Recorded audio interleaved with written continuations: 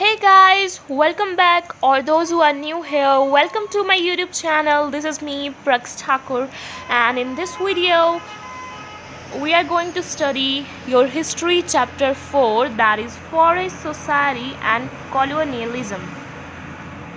So, before starting, let me tell you that I have split up this chapter into two parts as it was getting long.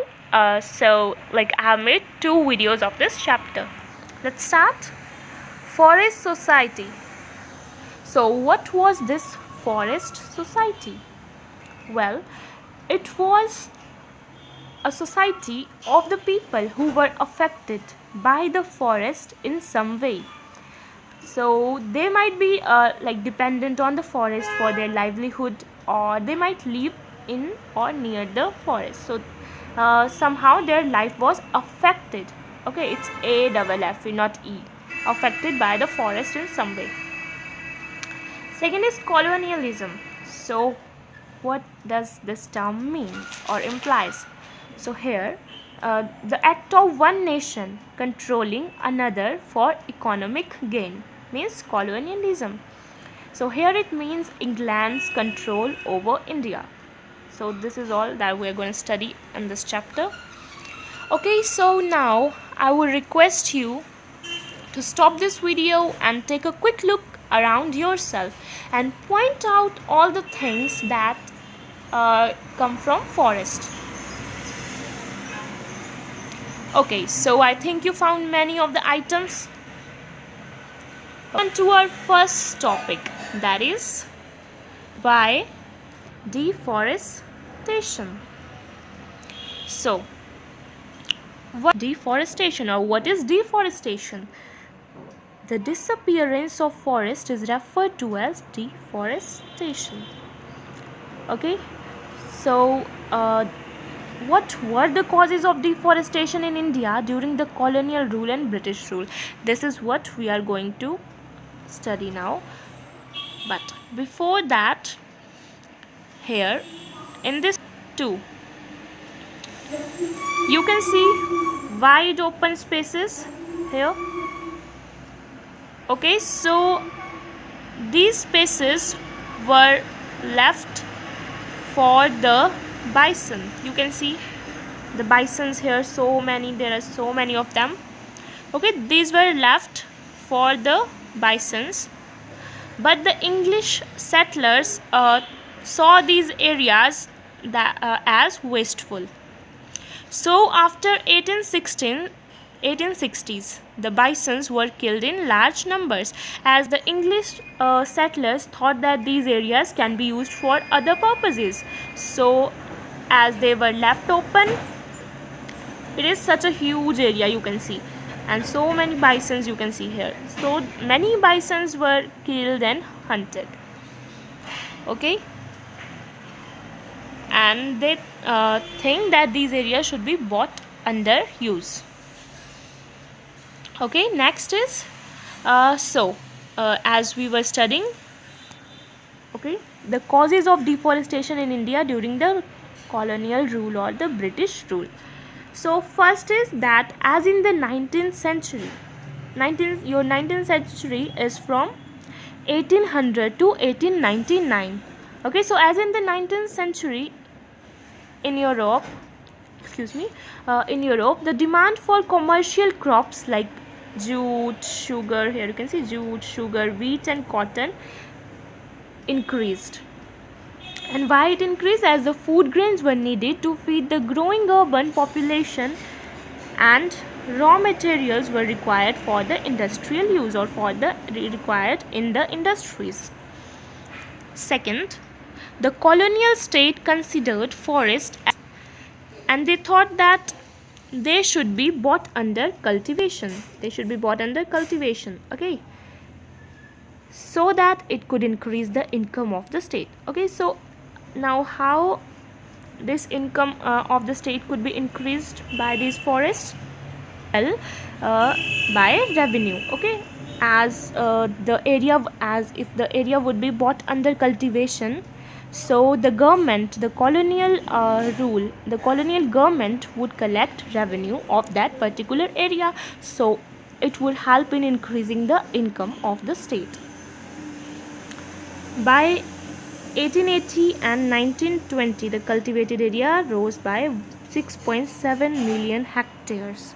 So it is a very large area. Okay. Next is sleeper on tracks. So here in figure 3, though it is not very clear, but you can see some of the logs here. Wait, let me zoom this. So here you can see the logs and people. These are the Adivasis. Okay, so the logs are converted into sleeper by these Adivasis, and they are of Chota Nagpur area. So they were hired by the forest department for this work. Meanwhile, they were not allowed to cut these trees to build their own houses. So you can see these Adivasis, they live in or around these forest areas, and they were hired by the forest department to cut these trees and convert these logs into sleepers, but they were not allowed to cut these trees for their own purposes. Okay, so you can see what was the condition of these people during the colonial or the British rule. And third is, by the early 19th century, the oak forest in England were disappearing. Okay, the oak forest in England were disappearing. This created a problem of timber supply for the Royal Navy. Okay, so how could English ships be built without a regular supply of strong and durable timber? And how could imperial power be protected? Imperial power, their power could be protected. Okay, so the Royal Navy could be protected and maintained without the ships. So around 1820, search parties were sent to India to explore the forest resources of India. And then what happened? The trees were being cut on a large scale, and vast quantity of timber was exported to England from India. Okay, so next is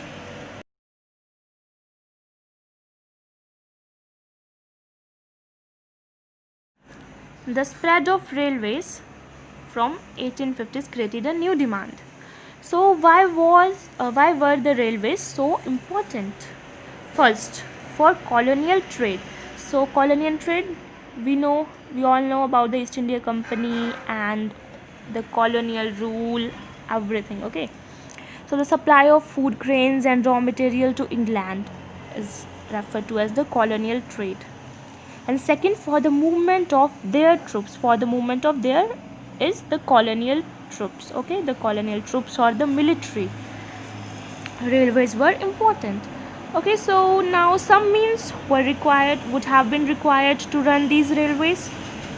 So wood was needed first as fuel, and sleepers were needed to lay railway lines.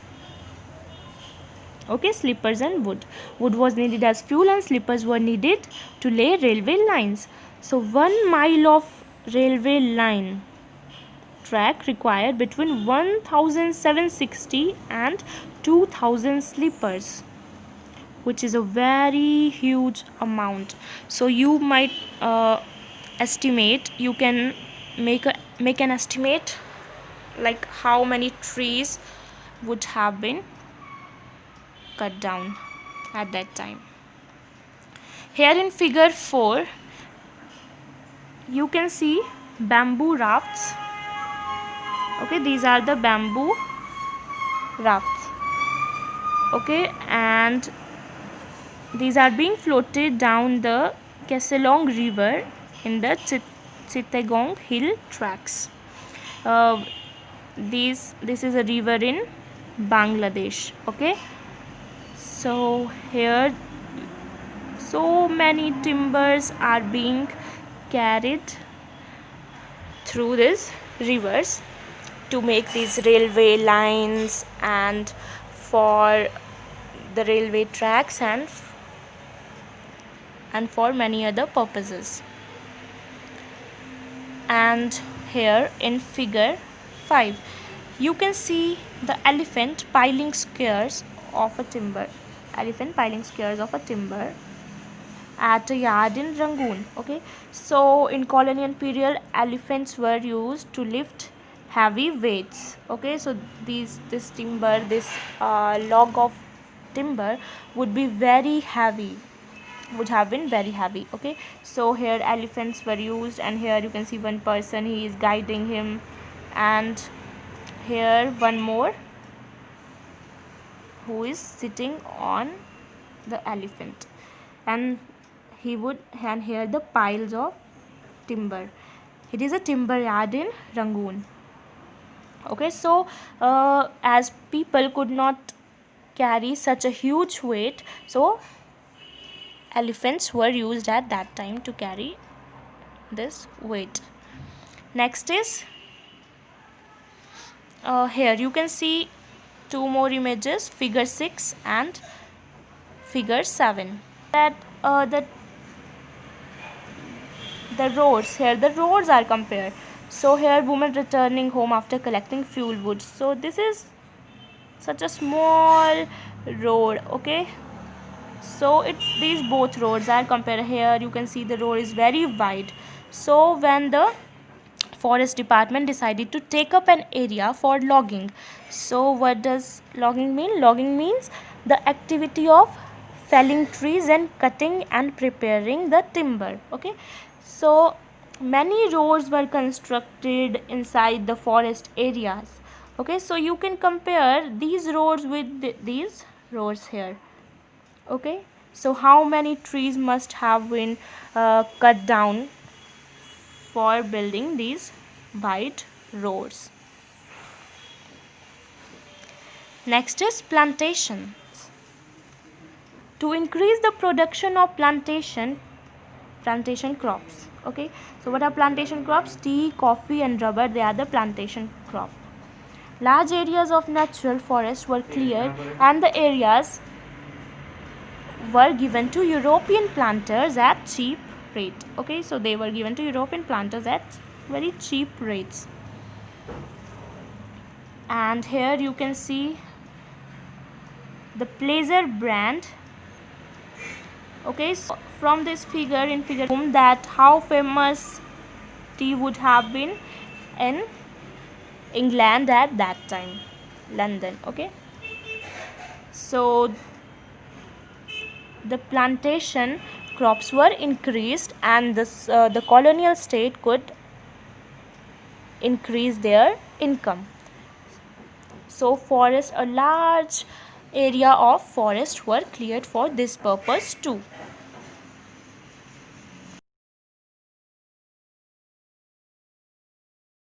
So moving on to our next topic, that is the rise of commercial forestry. As the British were worried that the reckless felling of trees by traders would destroy forest, so they invited Dietrich Brandes, a German expert, and made him the first Inspector General of Forests in India. He worked for nearly 30 years. Now, what did he do? He set up the Indian Forest Service in 1864 and helped formulate the Indian Forest Act in 1865. So, what is Indian Forest Service? It is one of the three All India services like Indian Administrative Service and Indian Police Service. It was established in 1864 as Imperial Forest Service and 1866 as Indian Forest. So, now we will discuss about the steps taken by Brandes to conserve and manage forest in India. He set up the Indian Forest Service in 1864, under which the people were trained in the science of forest conservation, that is scientific forestry. And he also set up the Imperial Forest Research Institute at Dehradun in 1906. Felling of trees and grazing was restricted, and the forests were preserved for timber production. Whoever went against these rules were punished. A system of cutting trees controlled by the forest department, in which old trees are cut and new ones are planted.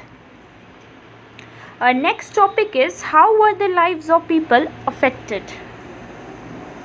So, to satisfy their basic needs, villagers wanted forest with a mixture of species to satisfy their needs for fuel, fodder, etc. But on the other hand, the British government wanted which could be used for building of ships and railways. So trees such as promoted. But this created a problem for the villagers. Their daily practices like cutting wood for their houses, hunting, fishing, collecting fruits now became illegal. They were now forced to steal wood from the forest, and if caught, they were at the mercy of the forest guards. So, one more rules affect cultivation. Of forests are cut and burnt in rotation. Seeds are sown in the ashes after the first monsoon rains, and the crop is harvested in October-November. Such plots are cultivated for a couple of years and then left fallow for 12 to 18 years for the forest to grow back. Okay, so this is what is shifting cultivation. So, as shifting cultivation was regarded as a harmful practice for the forests, as an accidental fire could destroy valuable timber, and that valuable timber should be used for making ships and railways. So it could be destroyed by shift cultivation, and also it could also affect the revenue collection of the government, as the people would move from one place to another after some years. So what happened now? Many people were now forced to work in low-paying jobs, and some were forced to migrate to cities in search of jobs. And some other tried to resist the new laws through small and large rebellions. Okay, so next is who could hunt. The customary practice of hunting deer, partridges, and other small animals was prohibited. The British saw large animals as a sign of wild, primitive, and savage society. They believed that by killing dangerous animals, the British would civilize Indians.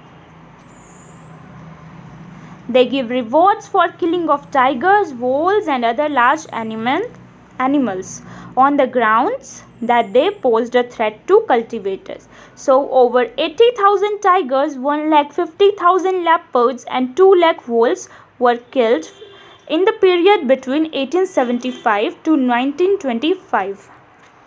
And gradually the tiger came to be seen as a sporting trophy. New trades, new employments, and new services.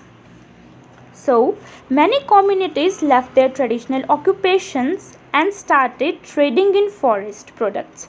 This happened not only in India but across the world.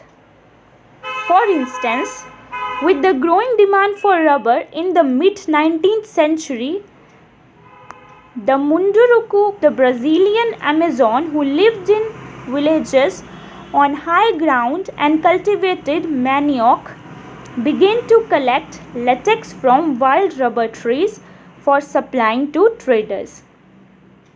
Gradually, they descended to live in trading posts and became completely dependent on traders.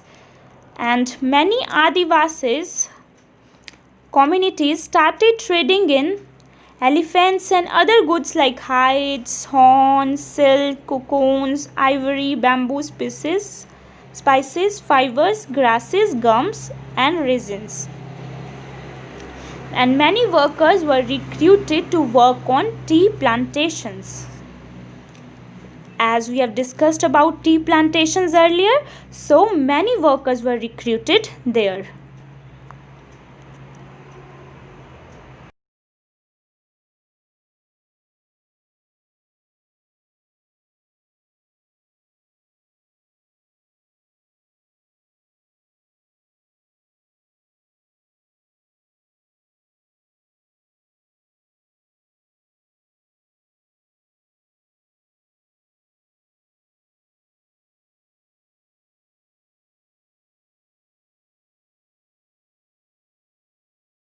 So this was all. We will discuss about next topic in the next part of this video. Thank you.